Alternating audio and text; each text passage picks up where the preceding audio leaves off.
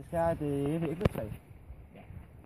Det første man vil forebygge, når man klipper et æbletræ, det er, at man starter med at fjerne de døde frugter på grenene, da de kan være med til at samle svampesygdomme. Ja. Dernæst, der fjerner man døde og knækkede grene, da åben ved er meget påtagelig over for svampesporer. Ja.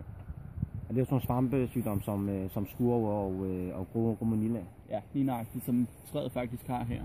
Kan man se på de der mørke pletter, træet har. Jeg kan godt se, de derfor så skal man gå ind og fjerne hele grenen ind til stammen, yes, så man ikke har den forebyggende. Ja. Men jeg kan se, at den bliver klippet som en form. Hvorfor er det lige, man gør det? Jamen dernæst, der går man ind i træets krone og begynder at få tyndet ud, fordi man vil have en luftig krone, som også forebygger mod svampesygdomme. Ja, sådan... Så træet kan få luft ind i selve kronen og omkring frugterne. Det andet ved, at man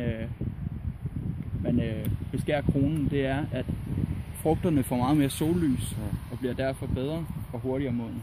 Jeg hører også, at nogle af skuddene, dem skal man klippe på en speciel måde. Ja. Et frugttræ laver frugtknopper ved 3. år, altså 3. sæson. Ja. Og det gør man ved, at man for det første opstammer træet i den højde, man vil have det. Ja. Så begynder man at klippe det ud, så den får en vifteform. Og derved får træet selvfølgelig vifteformen, men det gør også, at på 3. års skuddene, når den begynder at bære frugt, vil grenene begynde at hænge. Ja. Og så er der også den anden fordel ved det, er, at grenene ikke hænger i hovedet, når man står bare så sådan noget. Men man skal også have forbehold for, at man skal jo klippe knopperne, så de vender ud af her. Ja, det er rigtigt. Der er en tommelfingerregning med det, at det vil være cirka sådan her, den ja, anden. Det er rigtigt. Under andet skud på afgreningerne, der fjerner man det yderste.